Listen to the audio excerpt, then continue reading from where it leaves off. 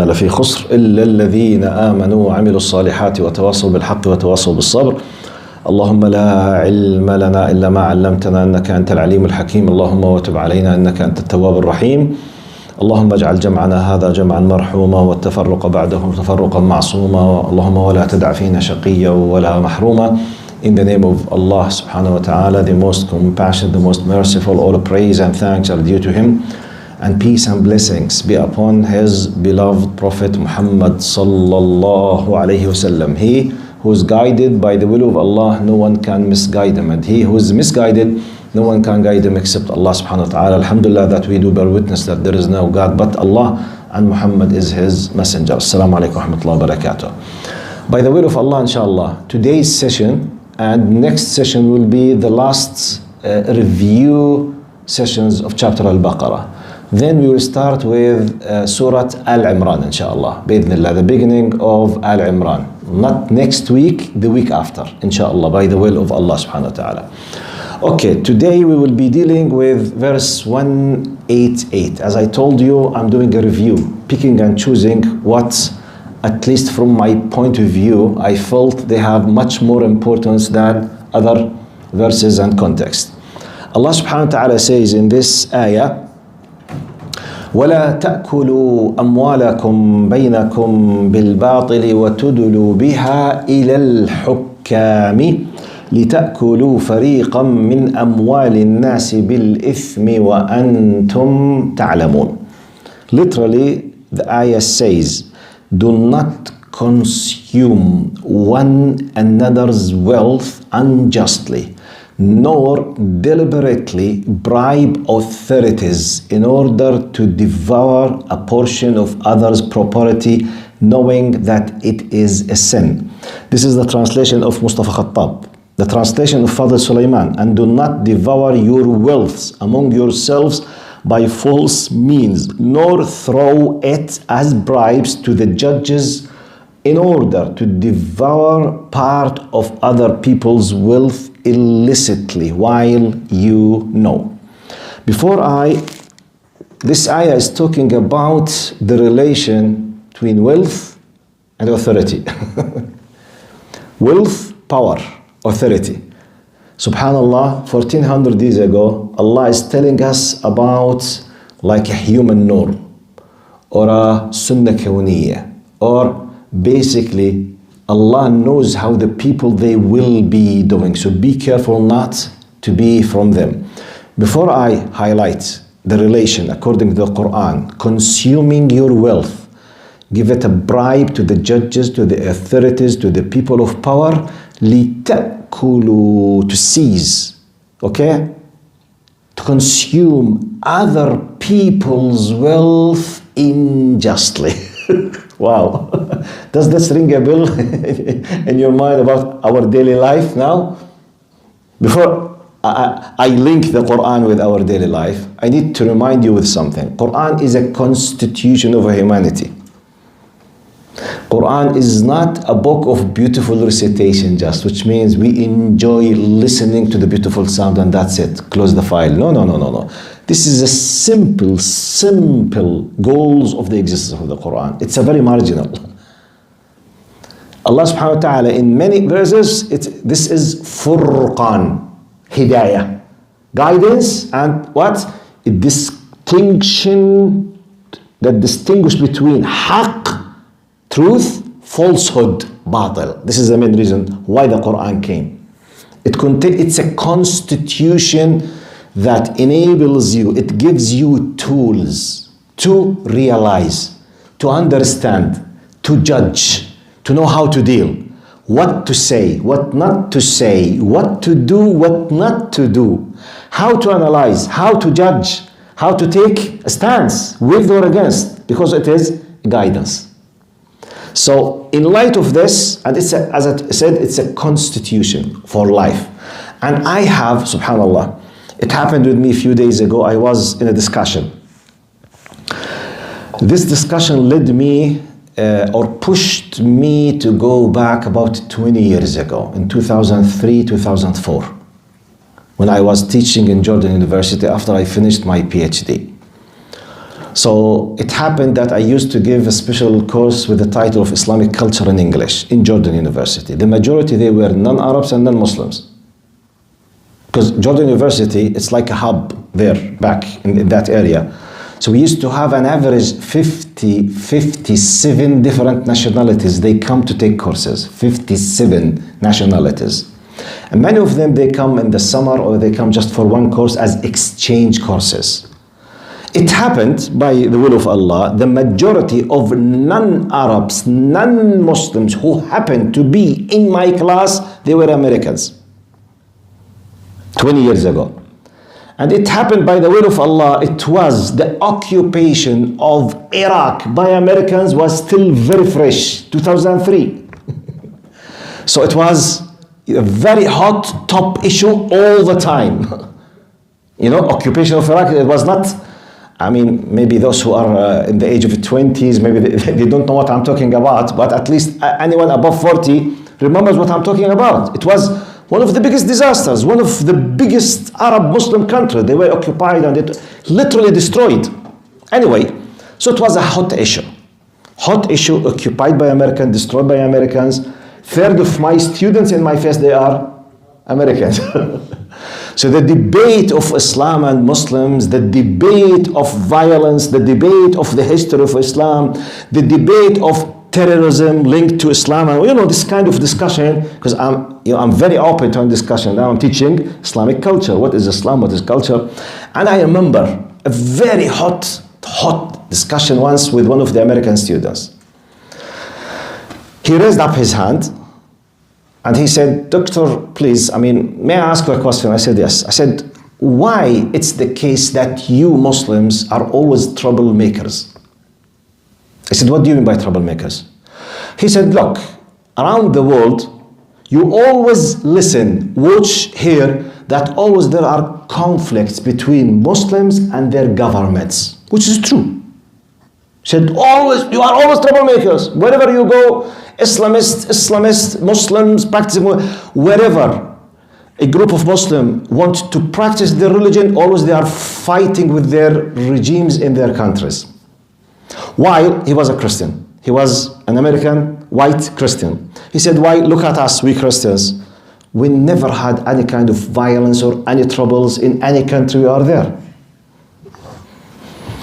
So I smiled. I said, "Okay, this is your question." He said, "Okay, are you ready for the answer?" I said, "Okay, with all due respect, you have a big trouble because you are comparing two incomparable entities." Two incomparable entities means you can't compare an apple with an orange. Excuse me. I said, if your religion, in your religion, you decided to change it to be just a spiritual, system that does not cover many aspects of life, it's not my problem, it's your problem. As for me as a Muslim, my religion is a system of life. It covers every single aspect, unlike yours, but it's not my problem, it's yours. While I was explaining this, it did not reach him, and he was refusing my explanation. I kept, sometimes you read the body language, the face expression, you see, still troublemakers. Then Allah inspired me to use the following next methodology. That's why I want to quote it in my context now. What happened? I said, "Look, you know what's your problem? You are comparing Christianity with Islam as two religions. Actually, if you want to judge Islam, you need to compare it not with your religion, compare it with your system of life, which is democracy and American Constitution." He said, "What?" He said, "If you want to be just with me, view how I see my religion as how you view your what? Constitution and your democracy." You see? This is how he said. I said, "Let me ask a question." It happened at that time, George Bush was the president. I said, "If you as an American," Wallahi, I was shocked with his answer, Wallahi. I said, "If you as an American discovered that George Bush at that time, he's planning to destroy your democracy and to destroy your constitution. You know what he replied me immediately without even thinking? He said, we will kill him. I said, excuse me? What? He said, we will finish him. We will not allow him. This is, okay. I said, you are not a terrorist. Subhanallah. I said, why? Because this is your life, your system, democracy. See? Then he stopped arguing with me. When I told him, compare my religion with your constitution or your democracy, because your life depends from your point of view on what? Democracy, democratic states. Actually, why you send your United Nations? What is the biggest claim why they send their troops to many countries? For what? To spread what? Democracy. They want to achieve democracy, to spread peace, and they use what? The power. Anyway, my point, what came to my mind now when I said it's our constitution, it's our system of life. Immediately I remember, because 2 days ago I had this hot discussion with a group of people. I was explaining this idea came to the top of the discussion. When Islam is compared with another religion, immediately you are doing injustice for Islam. Because there is no other religion. Buddhism is not like, Christianity is not. Hinduism is just a social system. We Muslims have a constitution that covers every single aspect of your life. Starting from the very simple, whatever. How to eat, how to drink, how to sleep, what to say, what not to say. Why you should marry, why not, how to divorce, how to distribute the wealth.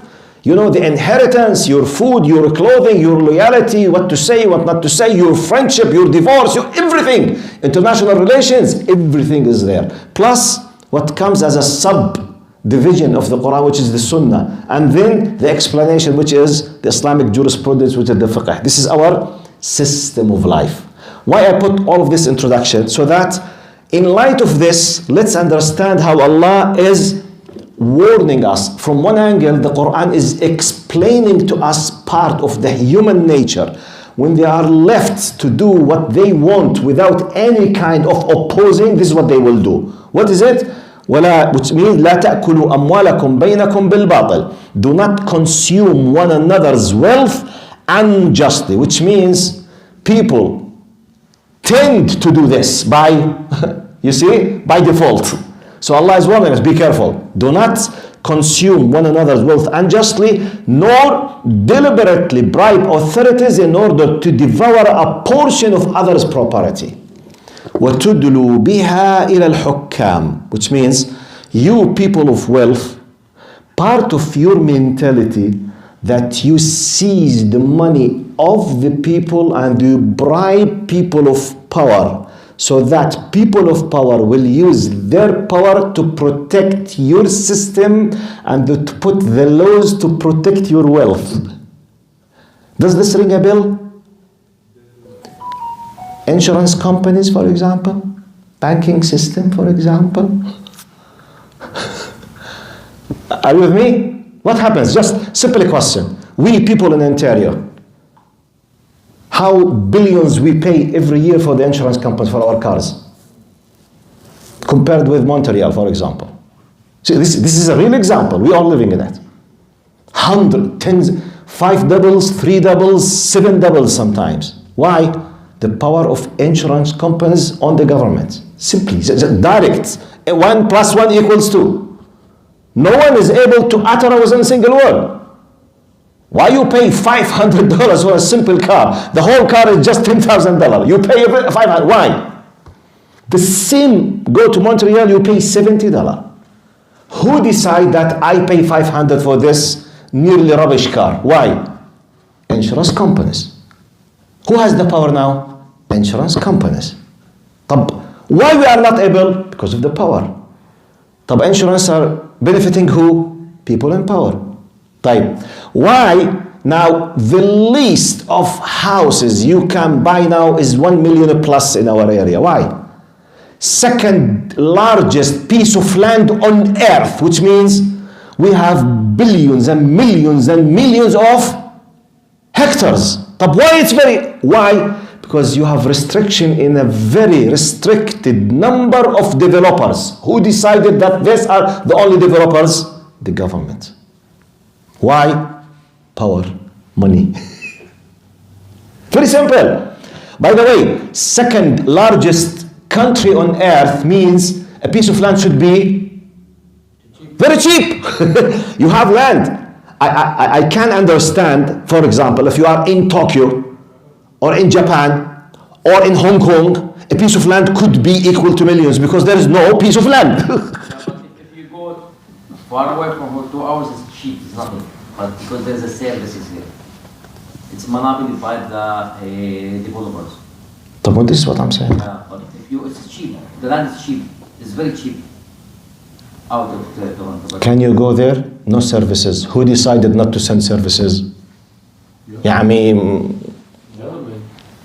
but this is the idea. Do not consume the wealth and give it to the authorities as Allah called it bribe. تُدْلُوا بِهَا إِلَى الْحُكَّامِ, which means you keep what? Supporting each other. The end result, consuming the wealth of the people. If this is not applicable on the interest banking system, what is it? Who controls the decision of the interest rates? Who takes the decision that we should have just 4 banks or 6 banks? Why? Why not to have 100 banks? Why not? You are not allowed to compete. But this democracy, no habibi. Where is it? Why just 6 banks? Why? Question, logical question. Consider I'm an atheist. Why just 6 banks? Why just 5 developers? Why? This is exactly what Allah is saying. We think that, oh, no. There is a group of high beneficiaries. The rest, somehow, they are just enslaved to pay the tax. And that's it. And by the way, I'm not just talking about here. I'm talking about the whole globe of earth. Wherever you go, the same system. Wherever you go, who's controlling nearly everything?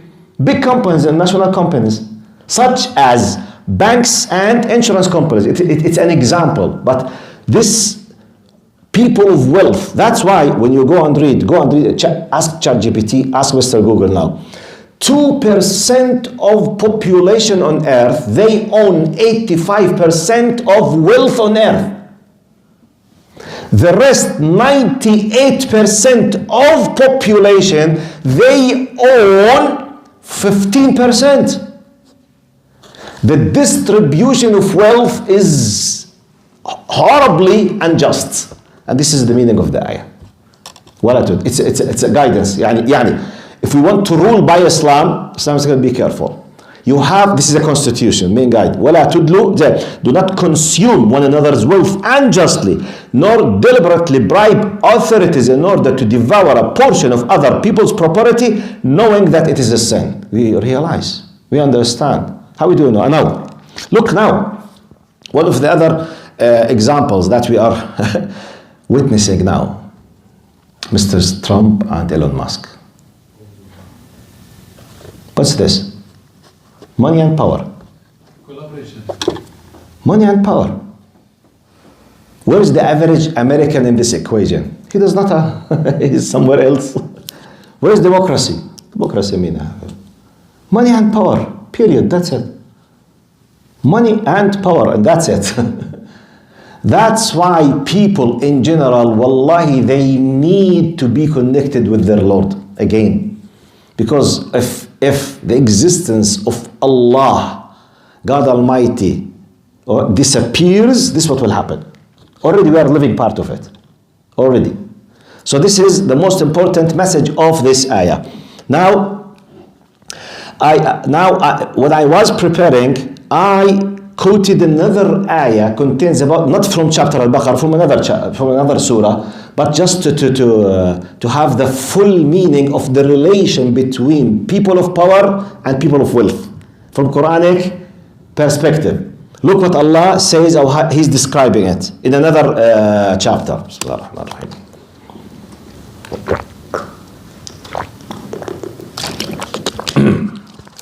ar-Rahim. ما أفاء الله على رسوله من أهل القرى فلله وللرسول ولذي القربى واليتامى والمساكين وابن السبيل كي لا يكون دولة بين الأغنياء منكم وما آتاكم الرسول فخذوه وما نهاكم عنه فانتهوا واتقوا الله إن الله شديد العقاب. This is another context. Part of the context related to our topic. Look, Allah says, as for gains granted by Allah and to His messengers, we are talking in the context of battles and spoils, okay? In this context, so we are talking about gains, properties, money, wealth, jewels, gold, okay? Piece of land, any kind of this kind of wealth.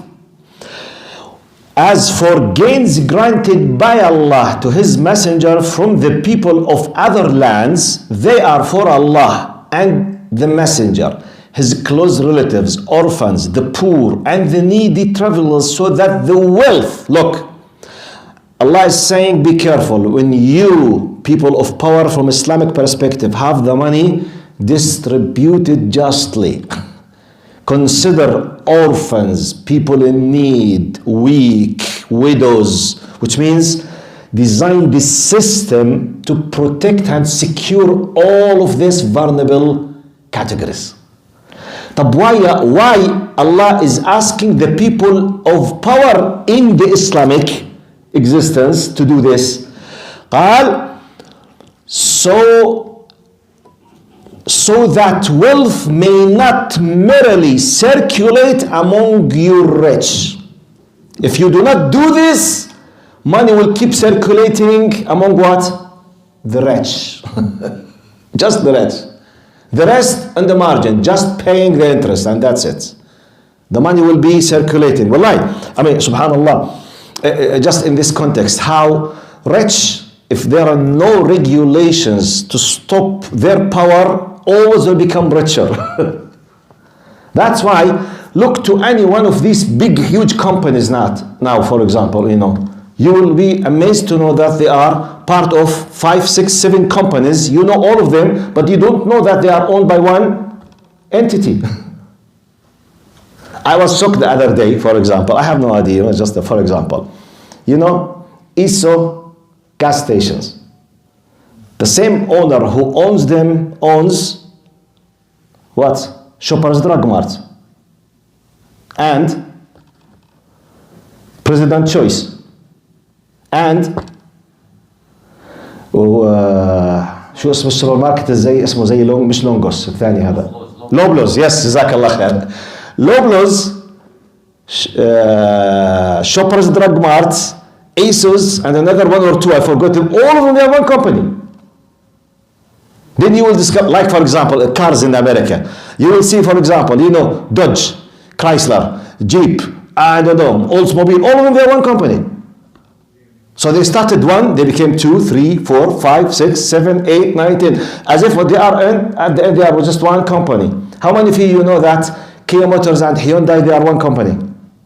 Same company. Hyundai and Kia Motors, they are one company.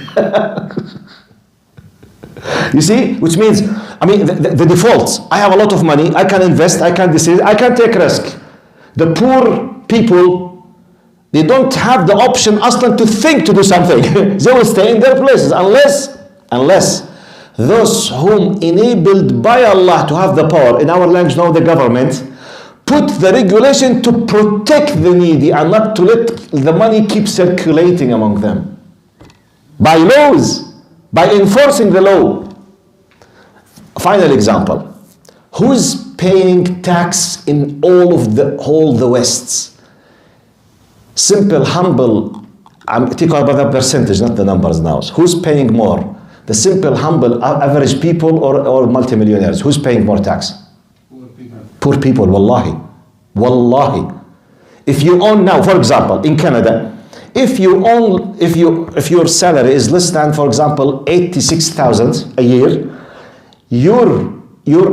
the income tax could be between 28 to 30 to 32 to 34%, which means third of Your salary. And when you go and pay the HS, شو اسمه ضريبة المبيعات HSS HST.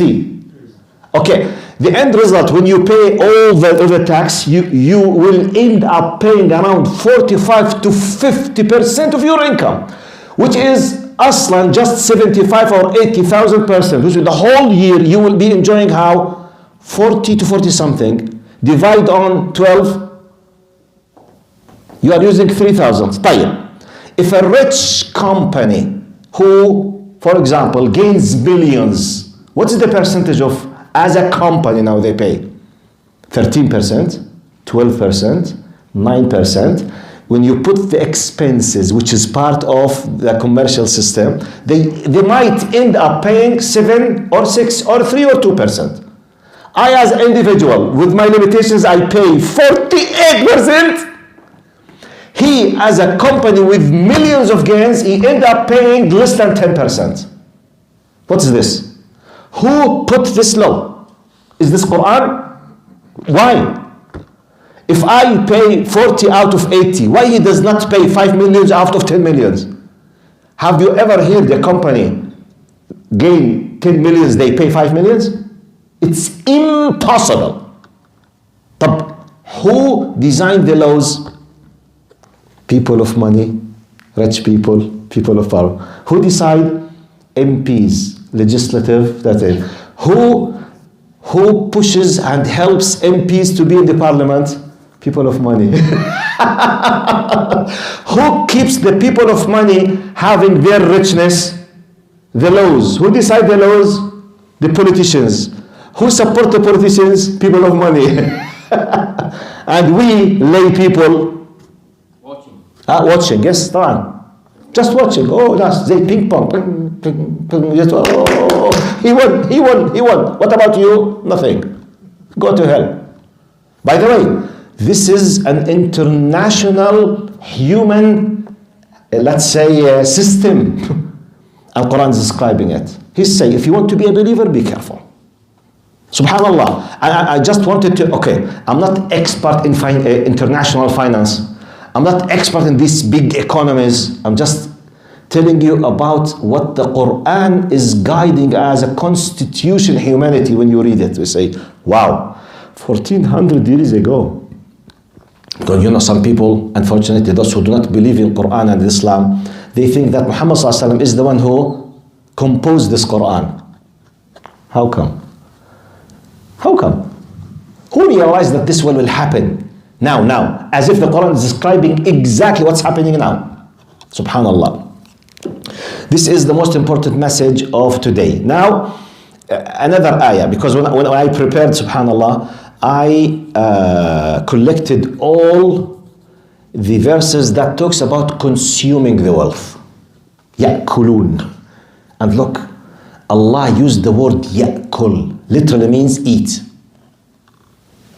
Which Allah used the same word that we use it for eating the food, He used it for eating the wealth, exactly, in the Quran. The other ayah, إِنَّ الَّذِينَ يَأْكُلُونَ now connect this ayah with the previous two ayats. How Allah is warning about the severe punishment for those who transgress and they eat the wealth of others unjustly. Why we need to be connected with Allah. إن الذين يأكلون أموال اليتامى ظلما إنما يأكلون في بطونهم نارا وسيصلون سعيرا. Indeed, those who unjustly consume orphans' wealth. This is one category. One category out of the weak, vulnerable people on this side. Just one category, orphans. Those who unjustly consume orphans' wealth, in fact, consume nothing but fire into their bellies, and they will be burned in a blazing hell. What about if you are eating the money of the needy, the orphans, the widows, and the sick, and all of other categories? If just one category, which is orphans, definitely deserve the يَصْلَوْنَ سَعِيرًا. Blazing fire will be in you. It's like a metaphorical usage for the definite destination in the hellfire. But if I'm doing this for That's why I keep always saying, you know, in Arabic, when someone becomes a minister, we call him what? Wazir. Wazir comes from the radical verb or the origin or the root verb, which is wizr. Arabic language is an amazing, clever language. Unlike English. English is some... خلينا ساكتين. Wallahi, you can't compare between Arabic and English. You can't. Look, when someone becomes a minister, he is wazir. Wazir comes from the word, the radicals or the root verb wizr. Wizr in Arabic means the heavy burden. So the wazir is what in Arabic? The one who's holding on his shoulder a very heavy burden. So when you become a wazir, a minister, you were in a status not holding any kind of heavy burden, except it's very simple. Once you became in charge, you became in power, you became having the authority, you are holding what? Heavy burden. Accountability will be doubled now, maybe hundreds or thousands of times. That's why back in my country, the people always, when someone wins the elections and becomes a MP, or he was selected or chosen by the king or whatever to be a minister or something with a high charge, the people, they go, they do what? They celebrate and they congratulate him. They bring knafa and start dancing and say, oh, and they put this kind of congratulate on the... I said, congratulate him because he became closer to the hellfire? Wallahi, imagine, I, for example, I have five kids. When I pass away, I will be held accountable on how? 5 kids. But if I became the prime minister of my country, sorry, not prime minister, the minister of education, to the best of my knowledge, at least 1.7 million students in the public system. In the normal case, I was supposed to be held accountable for my 5 kids. If I became Minister of Education, I was held accountable on behalf of 1.7 million. Did they receive the proper education or not? Did you allow a foreign country to inject their poison in your curriculum or not? Did you accept the bribe and sign something because they gave you whatever to allow a filthy, dirty, poisoning ideology to be inserted in the books, and it will kill them and will make them XYZ for the coming 10 years or not? The hellfire will be guaranteed for me. While in the first, because I became wazir, which means more accountability, which means more heavy burden. In light of this is how Muslims should be thinking about being in charge. People, they kill themselves to be in a high position politically. Power in Islam. That's why maybe the only group of people that you witness in the history, just Muslim scholars who were lashed on their backs because they refused to take high positions. Abu Hanifa radiallahu anhu, you know, he was punished and put in jail. He lashed on his back because he refused to be Qadi al-Qudah. Like the مسؤول كبير القضاء, Chief Justice, Jazakallah khair, Chief Justice. You see, he was, you know, by the ruler, he wants him to be. He said, oh, I will not accept. I see a lot of injustice, I'm not able to change it, and it will be on my back when I meet Allah, I will not. He was lashed. Can you imagine this? Where do you find this? Where do you find it? Many Sahaba, when they wanted, at the time of Umar, at the time of Abu Bakr, at the time of Uthman, sometimes they were begging and pushing some Sahaba. They refused to be in charge, to be rulers, to be wali. They refused because they know it has consequences of what? Accountability. Literally, humanly, they become multi-millionaires. Yes, in charge. Al-Hajjaj bin Yusuf al-Thaqafi, for example, who served with one of the Umayyad rulers before he became, he's from Thaqif, at-Ta'if. He was a teacher of Arabic language and Quran in Al-Ta'if. Simple, humble teacher. When he worked in the police of the state in Bilad al-Sham, then he became the head of the state, then he became a wali. After he had the power, he did what? He killed many people. He tortured many people. He attacked the Kaaba. He killed Sahaba. Why? So when you have a power, you don't know what you'll do. You don't know what you might do. So this is the Quranic. Subhanallah. By the way, Al-Hajjaj, he was Hafiz of the Quran, a teacher of the Quran.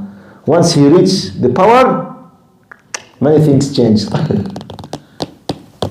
Wealth and power. That's why we always say, this is the whole idea.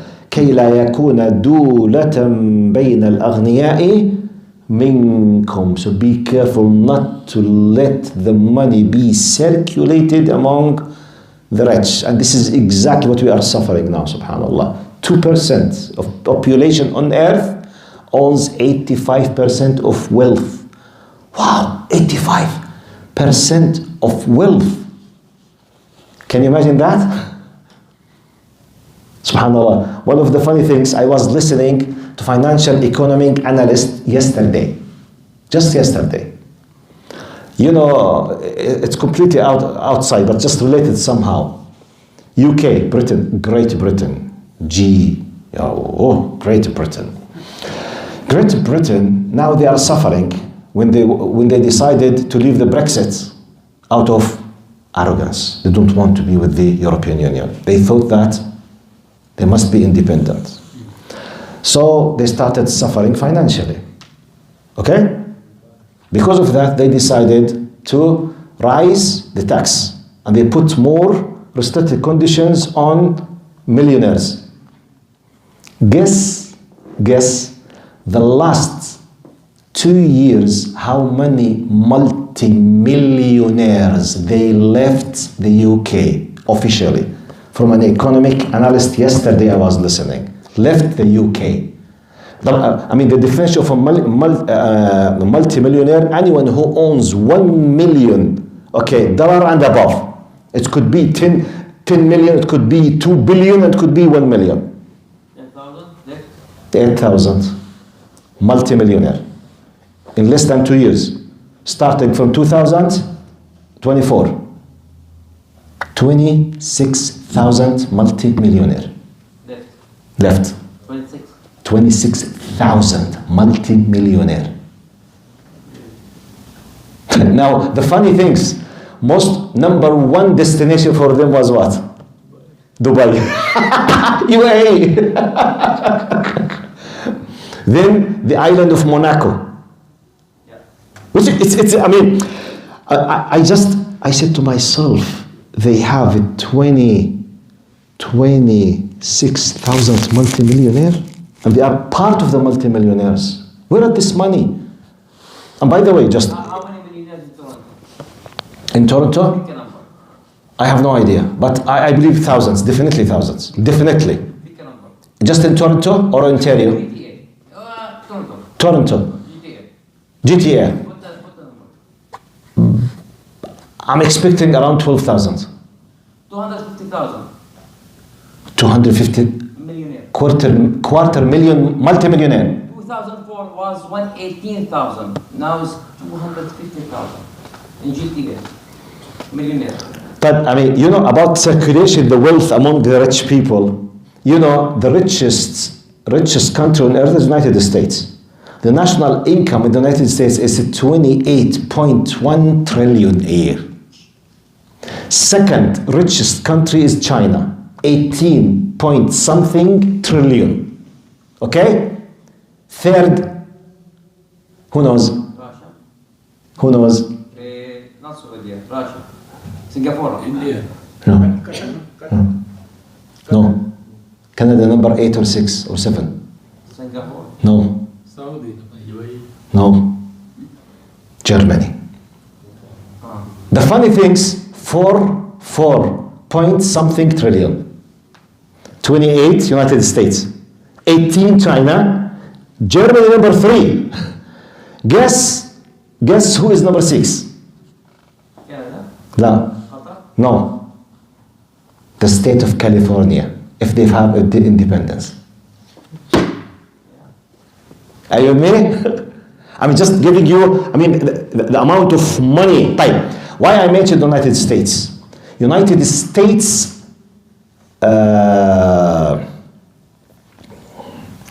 مشردين في الشارع شو اسمهم بالانجليزي؟ homeless. Okay, سبحان الله. United States homeless people number, they are more than those who reside in the capital, Washington DC. Millions. Many of them, they are veterans who served in the US Army. طب, what's happening? Take it from a human point of view. Forget politics now. Forget what they do for us. No, forget now. From pure human point of view. Pure human point of view. Billions are spent where? In Gaza. Tens of millions, they are homeless. What's this? This is دولة بين الأغنياء منكم. The rich, who cares? This is exactly the richest country on earth. They have the highest level, relatively speaking, of homeless in the street. But what's this? Forget religion, forget politics now. Just pure human statistics. One of the biggest percentage of homeless. This is a human phenomenon. That's why, what do you think I will say now? That's why what? Human beings are in need for Islam. Wallahi. As I kept always saying, why even non-Muslims need Islam? And I will finish by this, inshallah. Why non-Muslims need Islam? Said Allah subhanahu wa ta'ala said, وَكَذَلِكَ جَعَلْنَاكُمْ أُمَّةً وَسَطًا لِتَكُونُوا شُهَدَاءَ عَلَى النَّاسِ. What does this mean? The word shaheed, what's shaheed? We understand the context. Therefore, we made you an intermediate, balanced ummah, so that you will be a witness in humanity. Show you a witness. You will be what? You will be a standard, criterion. When humanity are misled, they need a benchmark to return to. What is right and what is wrong? Who's holding the basic common sense right except Muslims now? I'm speaking on a human level now. Drinking alcohol, can anyone with power of intellect say it's good or bad? Is it good or bad, alcohol? Generally speaking, compare the harms with the benefits. Good or bad? Okay, who's prohibiting alcohol on earth except Muslims? No one. No one except Muslims. This is shuhada ala nas. Another example. What is so-called in English the promiscuity? Do you know what does it mean? Promiscuity? Who knows what does it mean? This is a classical terminology. Promiscuity. Promiscuity means any sexual relation outside the institution of marriage. It's called promiscuity. Anything. This is the classical Christian terminology for prohibiting anything outside marriage. Type. Who is holding a very strong stand about that? Whatever it is, it's haram except marriage. Who's? Muslims. Islam, that's it. Islam, everything. Who can oppose porno industry on earth except Muslims? Using their religion. Because, what do I mean by Muslims? Others, even if they have a good intention to oppose it, they don't have the power to speak because it's relatively speaking, liberalism. What is the core of liberalism? Liberalism, personal, individual, freedom. I think, I feel, don't interfere in my business. I see porno good, you see it bad, okay, keep what you think for you and I do what for it. So the law will allow me to open a porno site, prostitution. Who can say no for prostitution? Muslims. Who can say no for porno industry? Muslims. Who can say no for alcohol? Muslims. Who can say no for drugs? Muslims. Who can, by the way, I will not say who can say, who does not dare but to say no except Muslims. Because others, they have the option to shut up their mouths because simply it's up to them. For us, it's not up to us. If you accept it, you lose your faith. What? You lose your faith because you are changing what? The religion. It's had min hududillah. It's a command from Allah. If I said, Wallahi, imagine if God forbid, I became in charge of a Muslim country, and because I want just to fix my problems and to have money and to have satisfaction from other countries, I said, there's a huge dispute about the prohibition of alcohol and zina, so it's something, it's personal freedom. I committed kufr immediately. I'm gonna post it. If I dare to do it, I lose my faith. So, if you dare to do it, as if you have signed on a contract to guarantee the bottom of Jahannam. Halal zalal alik. So you can't. So Islamic design, this is the meaning of إِنَّا نَحْنُ نَزَّلْنَا الذِّكْرَ وَإِنَّا لَهُ. It's we who sent down this religion, this dhikr, this Quran, this knowledge, and it's we who will preserve it. So therefore, alcohol, drugs, porno, prostitution, riba, interest. 99% of people, they are suffering from their mortgage. How many of us, 10 years ago, you started paying the mortgage, let's say for example, 1,500. Now you are paying 4,000 now. But how come? Interest rates. Who dares to open his mouth? No one. No one. But why I should be spending all of my life just paying the interest? This is the new modern slavery. Wallahi, we are enslaved. The majority of us, we are enslaved for banking system. Who can say no? Muslims. That's why I keep saying, when I was not joking, it's not a metaphor when I say humanity is in need for Islam. Not, wallahi, even if they rejected Islam as a faith, they need Islam as a system. I once in one of my khutab, I challenge every single woman on earth, even if she is a non-believer, atheist, agnostic, whatever she is, but a non-Muslim. I challenge if she will not be happy to know that the system, that her partner, husband, beloved person, whatever, he is protected and prohibited from having a sexual relation with anyone else except her. She will be happy or unhappy? Answer. Happy or unhappy? If the system does not allow her partner to have a sexual relation except with her, this even atheist, she will happy or non-happy? She will be happy. So Islam is serving her or not? Wallahi. The average of sexual relations for the British adults who lives around 50 years, the latest statistics, the average, okay? For a British male, if he reaches the 50, the average of women who had sex with them is 18. Average. Average means less than 18, and there could be what? Doubled, 36. And they speak about polygamy in Islam. And those who are making ta'addud of polygamy in Islam, maybe less than 1,000% in the Muslim world. Just in Britain, the average is 18. Average. So humanity is in need for Islam. Wallahu alam. Finito. Khalas, finished. Inshallah. See you today in the last session, inshallah, of chapter al-Baqarah. Inshallah. Salam. Sorry, next week, not tomorrow. Assalamu alaikum.